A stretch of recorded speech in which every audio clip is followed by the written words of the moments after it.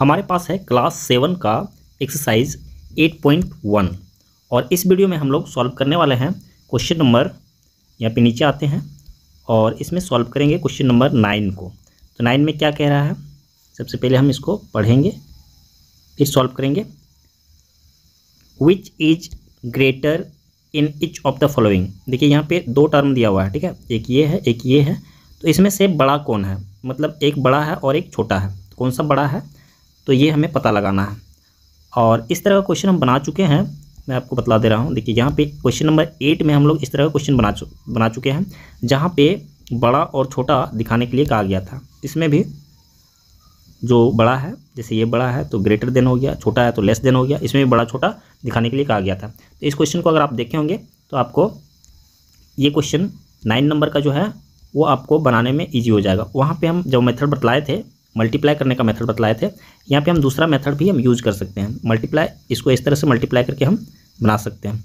और यहाँ पे हम एक दूसरा मेथड बताते हैं। उस मेथड में क्या है, हम ये जो है इसका डिनोमिनेटर और इसका डिनोमिनेटर को हम अगर सेम कर देते हैं तब भी हमें पता चल जाएगा कौन बड़ा है और कौन छोटा है। चलिए हम इसी तरह से सॉल्व करते हैं। फर्स्ट नंबर को लेते हैं और इसका डिनोमिनेटर 3 है, तो हम इसको जो है 3 को हम इसके डिनोमिनेटर से मल्टीप्लाई कर देते हैं। इसको हम इस तरह से करेंगे, ध्यान देना आपको।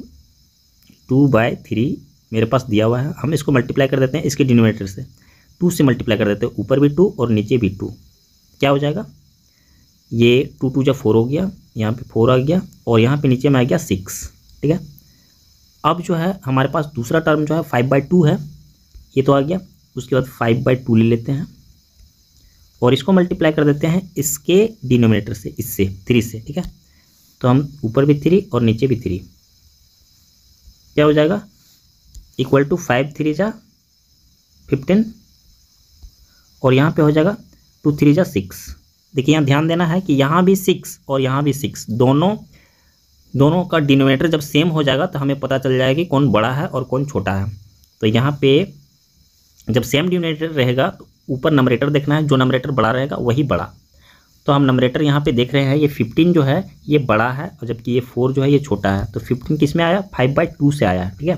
5/2, तो 5/2 कहाँ है, इधर सेकेंड पार्ट जो है, तो वो बड़ा है। तो यहाँ पे हम लिख देंगे, यहाँ पे लिख देना हमें ये नहीं लिखना है, ठीक है। ये 15/6 नहीं लिखना है, हमें इसको नहीं दिखाना है। हम इस तरह से बनाएंगे लेकिन इसको नहीं दिखाएंगे, हम दिखाएंगे इसको, ठीक है।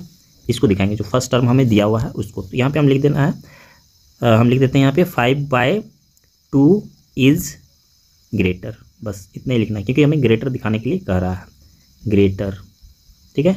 और यही इसका आंसर हो गया, कंप्लीट हो गया फर्स्ट नंबर। सेकेंड नंबर लेते हैं, इसको रिमूव कर देते हैं, अब नोट डाउन करते जाएंगे।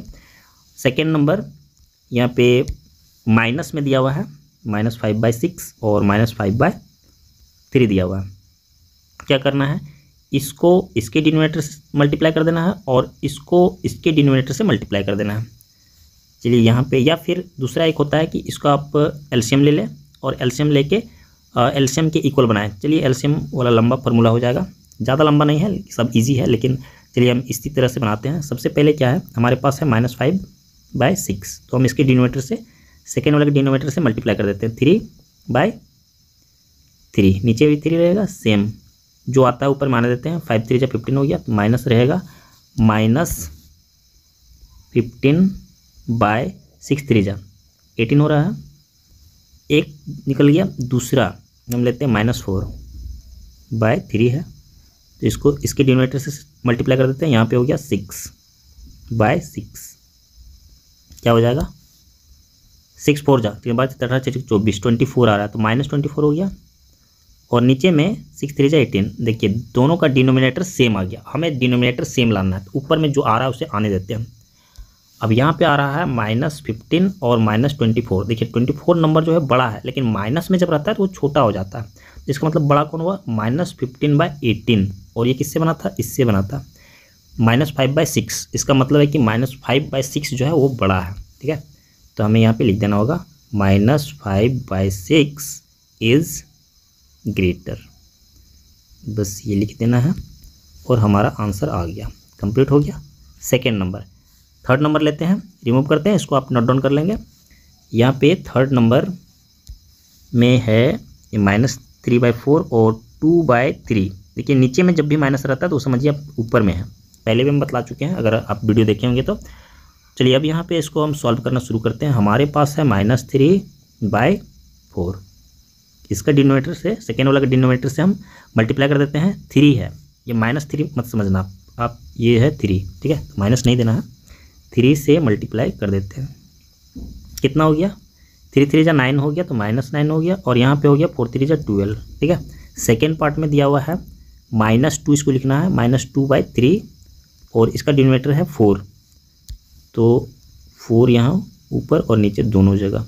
अब जो है 4 2 जा 8 हो गया तो -8 हो गया, ठीक है, और नीचे में 12 हो गया, 3 4 जा 12, डिनोमिनेटर सेम हो गया।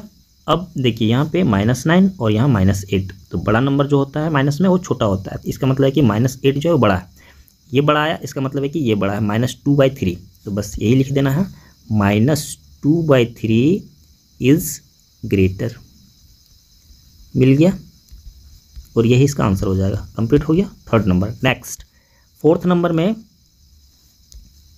-1/4 और 1/4 दिया हुआ है, तो कौन बड़ा होगा, तो बड़ा ऐसे भी हम पता कर सकते हैं, इसमें माइनस है तो माइनस वाला छोटा होता है, प्लस वाला जो होता है बड़ा होता है, वैसे भी हम निकाल के देखते हैं, इसका डिनोमिनेटर सेम है, तो ये 1 बड़ा है कि -1 बड़ा है 1, तो हम डायरेक्ट इसको लिख सकते हैं, क्योंकि डिनोमिनेटर तो इसका सेम है, हमें सेम करने की ज़रूरत नहीं है, तो हम डायरेक्ट इसको लिख देंगे 1/4 इज़ ग्रेटर, इसका आंसर जो है डायरेक्ट आ रहा है ग्रेटर।